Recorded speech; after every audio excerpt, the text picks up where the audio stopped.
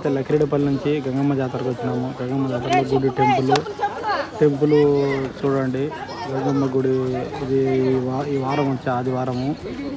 గంగమ్మ గుడి టెంపుల్లో బాగా జనాలందరూ బాగా వచ్చినారు. ఏటలు వస్తుండ్రు, టెంకాయలు కొడుతుండ్రు. అలాగే బొమ్మలు వచ్చినాయి, పిల్లల బొమ్మలు వచ్చినాయి. అట స్వీట్ అంగళ్ళు కానీ ప్రతి ఒక్కటి బాగా వచ్చినాయి ఫ్రెండ్స్. మీరందరూ చూసి బాగా దేవుణ్ణి ఆశీర్వదించాలని మనస్ఫూర్తిగా కోరుకుంటున్నాను. అలాగనే